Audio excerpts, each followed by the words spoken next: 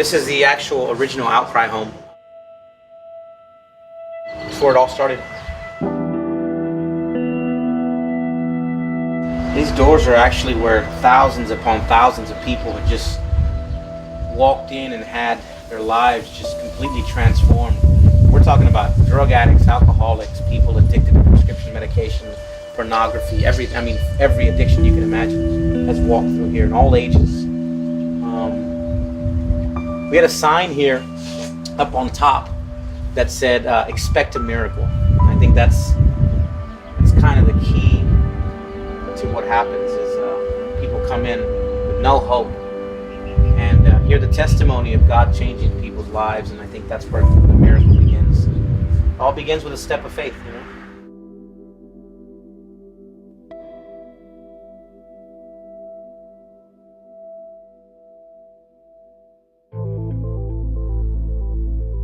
At 78237, it's one of the worst zip codes in San Antonio.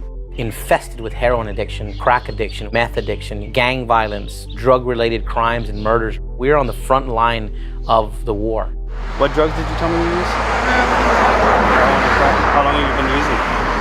Since I was 18, I'm 25. What are you doing out here tonight? Working, trying to make more money to get my drugs. There's a spiritual emptiness that we all have, and we look for the answer in different things. I've been taking beer because it hurts. Addiction does not discriminate.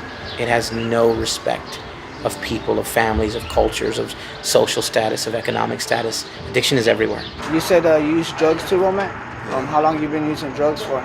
33 years. How long have you battled alcoholism? I've been drinking since I was about 11 years old.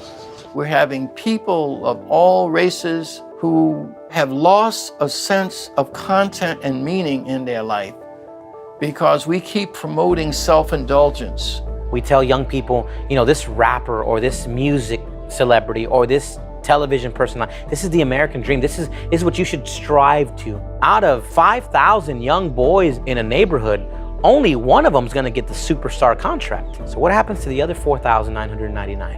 I made a decision in my life at the age of 17 that I would join the Mexican cartel. I desired the things of the streets. At 16 years old, I hadn't even graduated high school.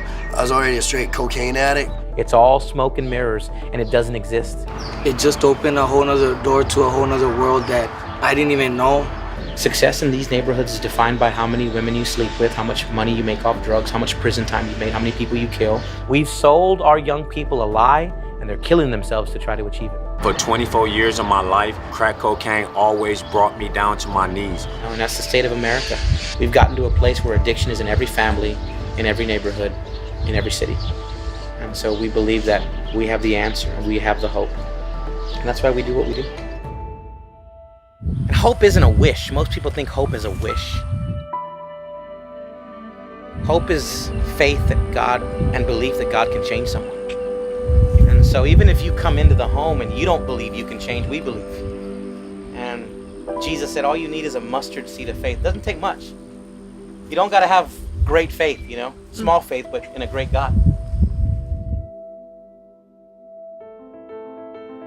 There's 4 pillars at Outcry that we implement: love, supervision, authority, and discipline. Outcry it ranges from a 90-day program to a 6-month program. And we'll house them, we feed them, we clothe them. Our services are free, 24 hours a day. We serve almost 300,000 meals a year. These people, all they've been doing is being told that they won't make it. Where you been, man? Honestly? Yeah, I got a spider bite on me and then, jacked up, drinking all the time. I gotta get off the street. A little glassy out right now. Yeah, I just woke up. I don't know. I was in class. I came to get some medication and I drank a beer. Outcry isn't a rehab. Outcry isn't a center. Outcry isn't a facility. Outcry is a home. People come in and you're not a client, you're family. In this place, Joe, you're gonna have a new family. We're all your family, Joe. We love you, man. That's why you can always come back. That's why there's always hope. You ready to go? Yeah, I was in the ministry almost 4 years with you guys. On and off. Remember you and your mom? I don't know about a solid 4 years. But You and your mom said, the next time I do this, you're gonna shave my head or something like I that. am, so that's where we're going. Come here, Rob. I get to see men and women that walk in with absolutely zero hope in life, that truly believe that they're gonna die drug addicts, that truly believe that their life is over. And one of the first things that they experience here is love. You're all right. You know they take care of you. I know. All right, take care. I don't care if Lloyd leaves 50 more times. He can come back 51 times. You know why? Because I believe that maybe that 51st time, it's the one moment. Shower him up, haircut, clean him up. He'll be a new man. And feed him. All right. Alrighty? All right, come on.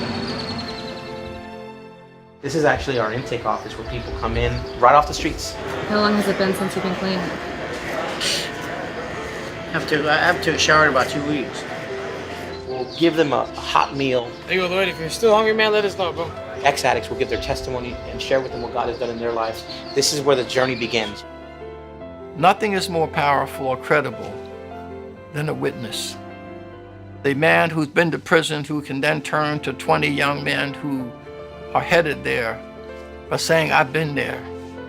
I can tell you that's not the place you want to go. Because when I was out here roaming, I wasted 8 years of my life, man, on heroin. The power of a testimony is what validates the power of God. Father, Lord, in the name of Jesus, in the name of Jesus, I ask you I ask you to forgive me forgive me for all of my sins. for all of my sins. Wash me Wash me, and cleanse me cleanse me with your precious blood. with your precious blood. We want to impart life to them. When you're here, it's totally different. Here I feel safe. Here I feel tranquil. Here I calm down. I don't have crazy thoughts in my head. But as soon as I walk off this property, oh man, I turn into a totally different person. I can talk to you about Outcry's numbers, Outcry's data, Outcry statistics, but there's nothing like you walking with me and going, here's a junkie on the street. Let's bring him into the home and let you see the transformation. You were just shooting straight heroin or speedballing? No, just straight heroin. Yeah? When's the last time you shot up? Just a while ago. Yeah. The while ago? Earlier when I was out there. Okay. Can we pray for you? Glad you're back, Lloyd. I saw you yesterday, man. Did you see me yesterday? Yeah. Where? I was going to the hospital. And I seen you. Oh yeah? Yeah. What was I doing? I don't know, but I heard your name. But I prayed for you, man. Thank you. I prayed for you to come back. I surely did on my life. You know Charlie Brown don't lie. I know you don't lie, brother. The majority of our work is actually character development, taking their whole set of values and saying, okay, let's deprogram that and let's tell you what Jesus says about how you treat people and how you are with people, how you react to people. One of the keys that we do here, you notice down here, is what we call caregiving, another one. And you see the man in the white shirt here. He was a drug addict before, maybe 6 months ago. God transformed his life, and now the next step is to help others. So I was a 16-year drug addict, man, and I came into the Outcry home from Austin, Texas. And I actually walked over here. It took me 3 days. The entire time? Yeah, I walked about 80 miles. I came here willing to make a change, and ever since I've been here. So, I caregive. I help out wherever help is needed. I even go to the streets, go to the bridges, and let the drug addict know, that we found the answer, which is Jesus Christ. when did you come in? Last night? You just came in on your own? Just came in on my own. What drugs are you doing? Shooting it? Let me see where. Just shooting me Right here? When was the last time you shot up? yesterday. Daytime or night? Yesterday in the morning. Yeah? Hanging in there? Yeah, I'm trying to. Outcry is all about relationships. We build relationships with people that are not going to last 90 days while you're in the program. They're going to last for the rest of our lives. You all right? Yeah, I'm all right. And sleep? I gotta get some sleep. I haven't slept good in so long. It's just so good to be back, man. Yeah, man. I'm so thankful. You look better. Huh? You look better. Well, I'm gonna shave, but I started to shake a little bit, so I didn't want to take a chance and cut myself. So I shave later on. But I feel alright. Cool. See you in the morning. Okay. We'll be here. Okay, brother. I love you. I love you too, man. Be safe. God is raising up a generation of people, young and old alike, that I believe are going to create a ripple effect of change that will begin to heal the nation. I really believe that with all my heart. And the movement has to do with people. A lot of people are dying. Pride will make you fall. You want to come to the home? There's space, there's room. Not right now. Not right now? No. And a lot of people on the street, that's all they have left. They don't have a job, they don't have a home, they don't have anything. So the only thing they have to hold on to is their pride. I know I can't weather the storm by myself. You don't have to die a junkie. You don't even have to live a junkie. And that's how we take that step of faith. And we see it every day. And you know that thing that you feel in your heart, Womack, you know what that is? That's the Holy Spirit, man. So the question is, what's a life worth to you? What's your country worth to you? What's America worth?